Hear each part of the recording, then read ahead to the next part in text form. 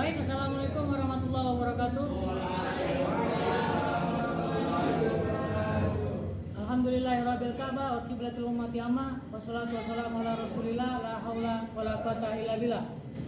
Hari ini kita kembali melakukan pertemuan diskusi.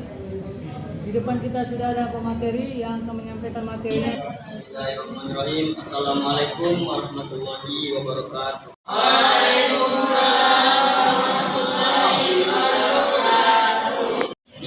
Saya selaku moderator dari kelompok 5. Di sini kami akan mempresentasikan hasil dari makalah kami yang berjudul Metode Pembelajaran Akidah dan Akhlak di Madrasah Aliyah. Langsung saja kepada pemateri pertama, saya persilahkan untuk memaparkan materi. Metode pembelajaran akidah dan akhlak Islam. Tujuan umum pendidikan akidah akhlak sesuai dengan tujuan umum pendidikan agama Islam. Namun Abdul Rahman Saleh Abdullah, tujuan umum pendidikan agama Islam adalah membentuk kepribadian sebagai khalifah Allah atau sekurang-kurangnya mempersiapkan sebagai jalan yang maju pada tujuan akhir manusia. Penggunaan metode yang tepat akan turut menentukan efektivitas dan penerapannya. Metode-metode ada yang tepat digunakan untuk siswa dalam jumlah besar dan ada juga yang tepat untuk jumlah kecil. Ada pula yang tepat digunakan dalam kelas ataupun di luar kelas. Adapun metode pertama yaitu ceramah. Ceramah yaitu sebuah metode mengajar dengan menyampaikan informasi dan pengetahuan secara lisan kepada seluruh siswa yang pada umumnya mengikuti secara pasif. Yang kedua adalah metode simulasi, yaitu sebagai salah satu metode pembelajaran merupakan penerapan dari prinsip sibernetik sebagai salah satu cabang psikologi.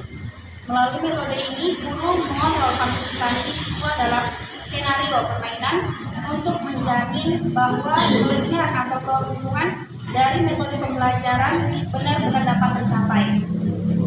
Yang ketiga adalah metode demonstrasi, yaitu sistem pembelajaran yang menunjukkan, memperagakan, dan mendemonstrasikan apa yang diajarkan di depan kelas.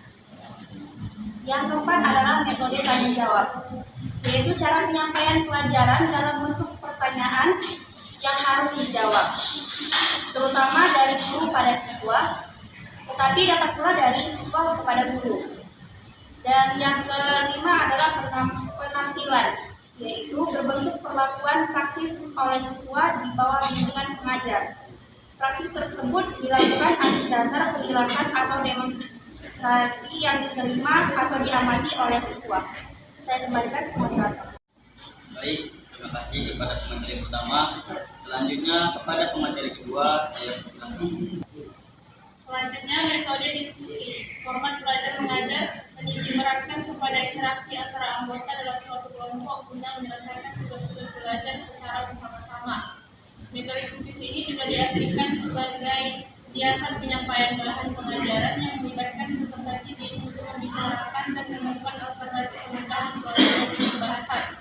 Kemudian ada metode pembelajaran pemecahan masalah atau disebut juga dengan problem solving. Metode pembelajaran yang ditekankan pada pemahaman, solusi, kekeliruan, meminimalisasi tulisan dengan mencari alternatif dan menyusun soal pertanyaan. Kemudian metode praktikum dapat dilakukan kepada siswa setelah guru memberikan arahan, aba-aba, petunjuk untuk melaksanakannya. Kegiatan ini berbentuk praktik dan menggunakan alat petunjuk. Kemudian metode pemahaman dan penalaran atau al-ma'rifah wa al-nazriyah. Metode ini dilakukan dengan membangkitkan aksi dan kemampuan berpikir anak didik secara logis. Kemudian metode pemerintah berbuat baik dan saling menasihati. Metode ini dimaksudkan untuk memotivasi anak didik untuk melakukan yang ma'ruf dan menjauhi yang munkar. Tentunya dalam pemberian bimbingan ini pendidik harus memperhatikan karakteristik anak didik, potensi, minat, bakat, kecerdasan, dan juga sikapnya. Kemudian metode studi teladan, di mana metode teladan ini disebut dengan uswatun al-hasanah atau diartikan dengan keteladanan yang baik.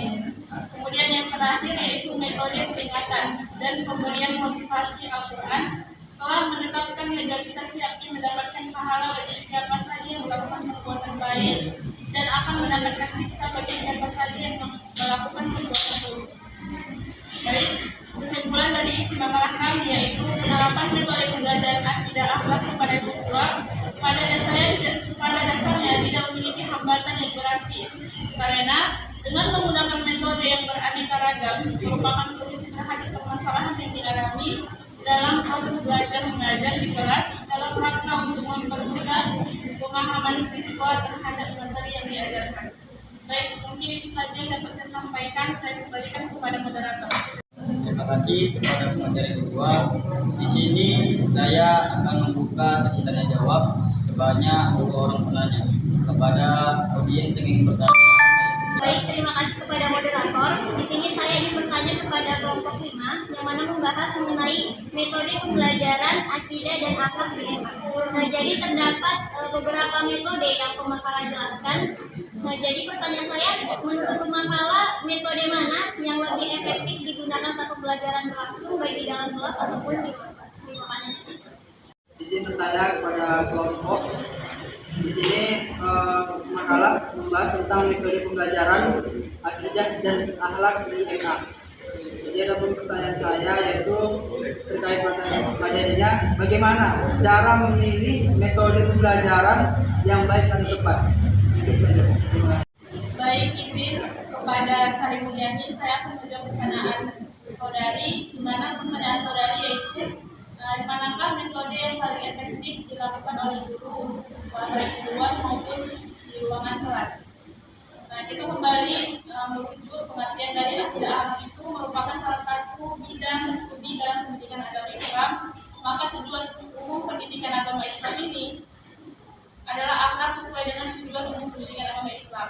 Nah, sebagaimana menurut Abdurrahman Saleh Abdullah, tujuan umum pendidikan agama Islam ini adalah membentuk kepribadian sebagai khalifah Allah atau sekurang-kurangnya mempersiapkan peserta didik di jalan yang mengacu pada tujuan akhir manusia. Nah, jika ditanya keefektifan mana di seluruh metode yang kami sebutkan di tugas makalah, menurut saya yaitu metode ceramah dan juga metode perintah berbuat baik dan saling menasihati. Kita lihat definisi metode ceramah, yaitu ceramah diartikan sebagai suatu cara penyampaian bahan secara lisan oleh guru. Metode ceramah yaitu sebuah metode mengajar dengan menyampaikan informasi dan pengetahuan secara lisan kepada sejumlah siswa yang pada umumnya mengikuti secara pasif. Nah, metode ceramah ini yang dimaksudkan di sini adalah ceramah dengan kombinasi metode yang bervariasi.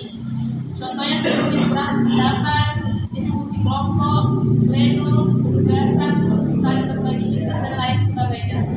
Kemudian metode perintah berbuat baik dan saling menasihati, di mana sesuai dengan definisi yaitu pemberian nasihat kepada anak adalah suatu yang harus menumbuhkan kesadaran dan menggugah perasaan serta kemauan untuk mengamalkan apa yang diajarkan. Sebagaimana terkandung dalam firman Allah surah Al-Imran ayat 110 yang artinya kamu adalah umat yang terbaik yang dilahirkan untuk manusia, menyuruh kepada yang ma'ruf dan mencegah dari yang munkar dan beriman kepada Allah. Nah, dari metode yang sudah saya sebutkan tadi, seiringnya berjalan atau pelaksanaan dua metode ini, maka terbangunlah akhlak dan akidah yang baik pada anak didik tersebut. Maka untuk metode-metode yang tertulis lain daripada makalah akan berjalan mengikuti setelah dua metode ini akan terlaksana. Jadi dari situ contohnya seperti metode demonstrasi, diskusi, kelompok, simulasi dan hal lain sebagainya. Baik, itu saja yang dapat saya jawab. Jadi saya akan menjawab pertanyaan dari saudara Zulhafiz, di mana pertanyaannya bagaimana cara memilih metode pembelajaran yang baik atau tepat. Di sini ada 7 cara. Yang pertama adalah tujuan pembelajaran. Kita harus mengetahui dulu tujuan pembelajaran kita itu apa, sehingga kita dapat menyusun metode apa yang tepat. Yang kedua adalah waktu. Mungkin setiap pelajaran itu beda-beda waktunya, ada panjang, ada waktu. Dari situ kita bisa menentukan juga metode yang tepat untuk pembelajaran. Yang ketiga, perlengkapan atau alat bantu yang tersedia. Yang keempat adalah sumber belajar. Yang kelima, bahan ajar atau materi yang akan diberikan. Yang keenam, kemampuan dan jumlah murid. Seperti kita tahu bahwa ketika jumlah murid banyak, otomatis beda dengan murid yang sedikit, metode atau caranya kita mengajar. Dan yang terakhir adalah kemampuan guru dalam mengajar. Kita harus sesuaikan dosen kita dengan hal yang kita ajarkan, sehingga metode yang kita pilih lebih efektif begitu. Terima kasih. Baik, sekian dari presentasi kami. Saya akhiri dengan Assalamualaikum warahmatullahi wabarakatuh.